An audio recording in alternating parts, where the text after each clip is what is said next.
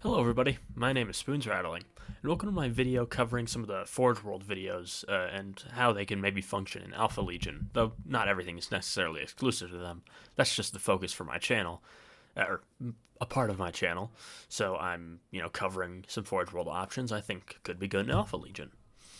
First up is the DreadClaw Drop Pod, with the stats movement 12 inches, weapon skill 4 plus ballistic skill, doesn't have it, strength 6, toughness 6, 9 wounds, 4 attacks, leadership 8, and a 3 plus save.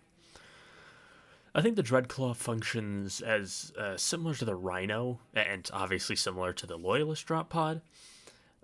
With 10 slots, though, I believe it's best to deliver units that don't really need buffs, like Chosen or Possessed. And it could also deliver something like a melee Hellbrute, though I feel that's not exactly the best plan.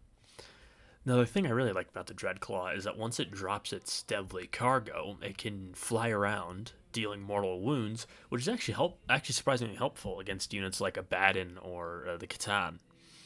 And its melee is actually, somewhat threatening. It has flat damage 3. You could easily kill some stuff like Custodes or Terminators. It's got high AP and high strength. So I think the Dreadclaw is actually a very solid choice for delivering a good melee threat into the enemy's sort of front lines. Next up is the Relic Contemptor Dreadnought. I think it's technically the Chaos Contemptor Dreadnought, but semantics. It has an 8-inch move, weapon skill and ballistic skill 3 plus, strength and toughness 7, 9 wounds, 4 attacks, leadership 8, and a save 3 plus.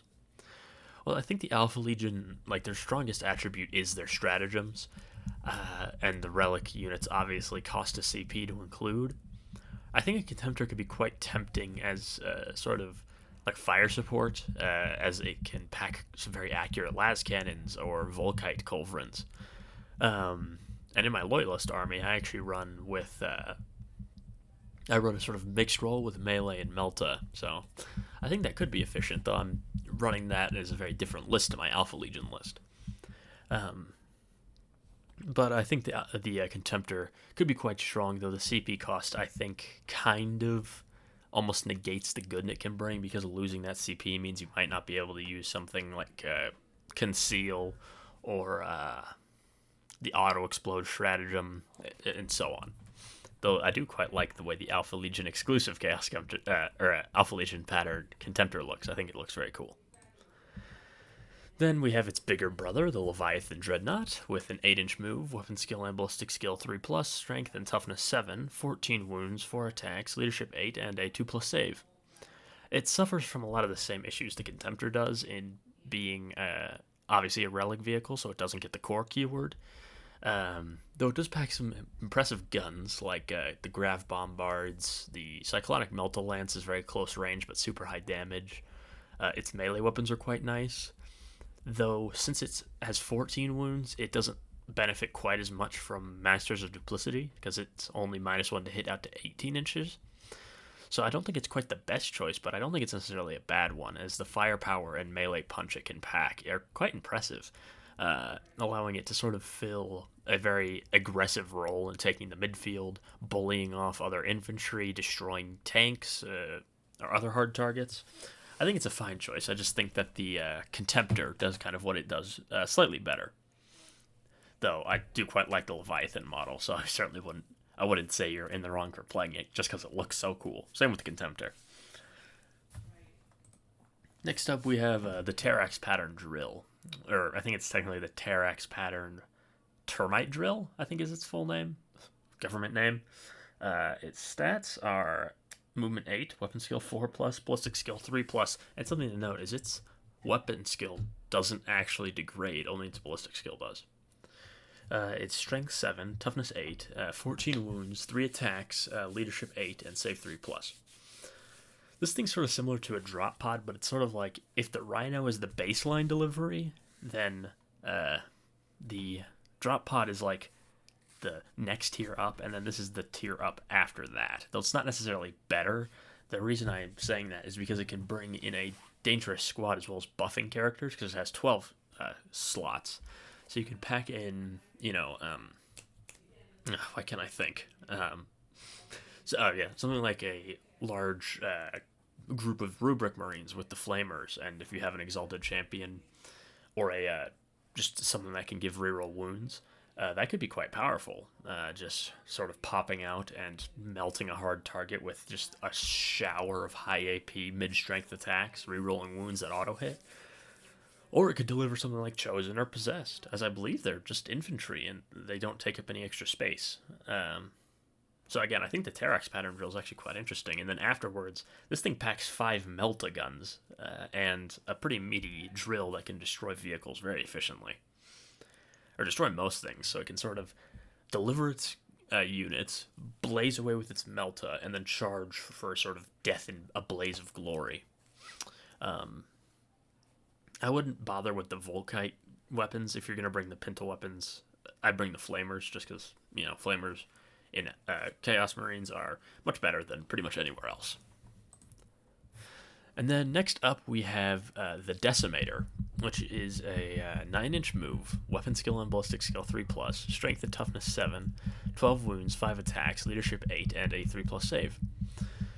I find the Decimator is an interesting choice in that it's quite threatening, but for very different reasons. Its claws come with really interesting Hell Flamers, which do 2 damage actually. And while they're low AP, you could stack saves and clear out 2 wound infantry, I'd say pretty efficiently, because you're getting at a minimum 6 of those shots, likely more. I think you'd average somewhere in the 10 to 12 ballpark.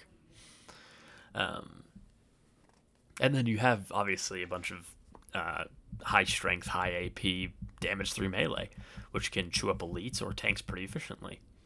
Though I think its other weapons, the Soulburner Petards, are arguably even more interesting, because what they do is they are, heavy 2d3, strength 1, AP 0, damage 1. Now that might sound awful, because it is, but the main thing it does is that whenever it hits on a wound roll of a 2+, it deals 1 mortal wound and the attack sequence ends. So this basically allows you to just vomit out a few rounds, and you're very likely to get it a solid amount of mortal wounds that not everything has protection against. So you could very easily, clear out some light infantry, soften up, say, a tank if you're charging in Possessed, or kill a character. You could easily kill a character with that many mortal wounds going through. So I think the Decimator is it suffers from similar issues to the Leviathan. Having a high wound count means it doesn't get the same defensive buff. However, I don't think that necessarily holds it back. I think the Decimator is actually quite interesting. And while I'm not sure if I'm going to get one, I don't think it's a bad choice. It's sort of like a Dreadnought crossed with, a Demon Engine, which is what it is. So it can benefit from a lot of buffs that really help it. Obviously, Iron Warriors can do more with it. But what's it called? Lord Discordant, a Warpsmith, and so on. They can all be very, very strong with it, I think. So in summary, I'd say the Dreadclaw and Termite Drill are the best for Alpha Legion, as they just help with keeping units safe until that initial Alpha Strike, which, works quite well with the name Alpha Legion.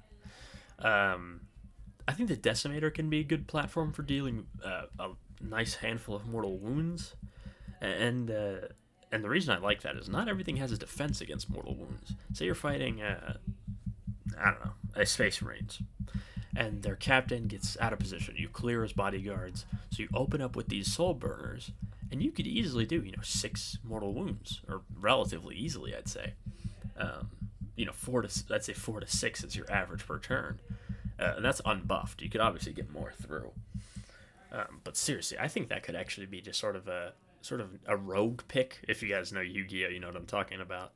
Where it's not necessarily the most common thing, but it can punch above its weight. Because, dealing a handful of mortal wounds is always going to be useful. It's just very useful against characters who have high invulnerable saves, really tough vehicles. You can clear out 1 wound elite infantry like Eldar have. I think it's overall quite a good choice. I've been your host, Spoons Rattling, and I hope you enjoyed this video. Make sure to like, comment, and subscribe to see more videos. We're in the end stretch of July, but I plan to have just a lot more videos coming out in August. That's what it's called. Sorry, I just woke up a little while ago. All right. Again, I'm Spoons Rattling. See y'all later.